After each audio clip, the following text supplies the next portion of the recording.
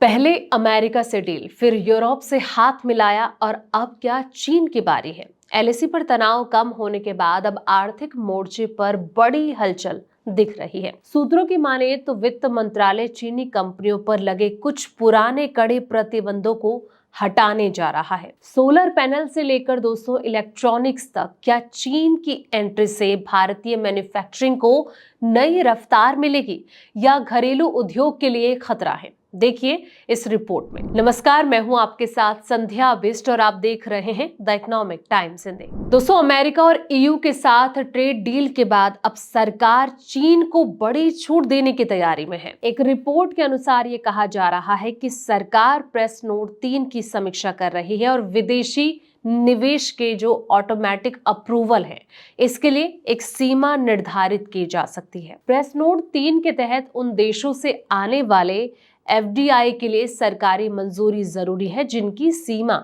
भारत में लगती है। ये जो व्यवस्था है अप्रैल 2020 में लाई गई थी ताकि जो कोरोना काल में घरेलू कंपनियों को विदेशी टेकओवर खास करके चीन से बचाया जा सके। सूत्रों का ये कहना है कि सरकार कहीं ना कहीं न्यूनतम सीमा की जो व्यवहारिकता की समीक्षा है वो कर रही है। इस सीमा से नीचे के निवेश को ऑटोमेटिक अप्रूवल दिया जा सकता है। साथ ही आपको बता दें कि इसका जो मकसद है वो कंपनियों पर अनुपालन का बोझ कम करना और छोटे जो निवेश हैं इसकी गति को और तेज करना है। खास करके ऐसे सेक्टर्स में इसकी जरूरत है जहां की तुरंत फंडिंग की जरूरत हो और जहां संवेदनशील तकनीक का मसला नहीं है। एक सरकारी अधिकारी ने कहा दोस्तों कि इस बात की समीक्षा की जा रही है कि भारत में तुरंत निवेश को कैसे आसान बनाया जा सकता है।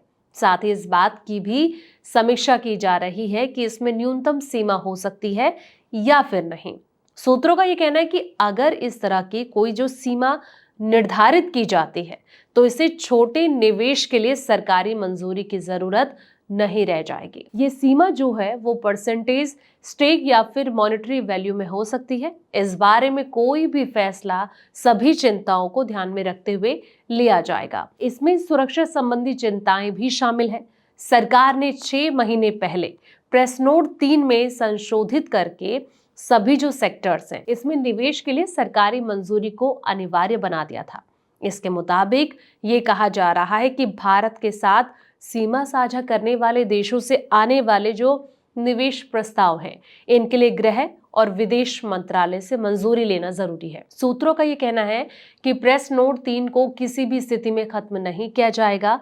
एक अधिकारी ने कहा कि हम देश में आने वाले जो हर निवेश है इसको लेकर काफी सतर्क है और ये सुनिश्चित करना चाहते हैं कि हमारे किसी भी क्रिटिकल सेक्टर्स में जबरन टेक ओवर हो। सरकार ऐसे समय प्रेस नोट 3 की समीक्षा कर रही है जबकि दुनिया की जो राजनीतिक है इसमें कई बदलाव हो रहे हैं। भारत और चीन के रिश्तों में हाल में गर्मजोशी देखने को मिली है। दोनों देशों के मंत्रियों और अधिकारियों का एक दूसरे से यहाँ आना जाना शुरू हो गया है। दोनों देशों ने सीधे उड़ानें शुरू करने और साथ ही टूरिस्ट के लिए अनुमति देने पर सहमति जताई है। साथ ही सीमा विवाद पर भी जो बातचीत का सिलसिला है वो तेज हुआ है।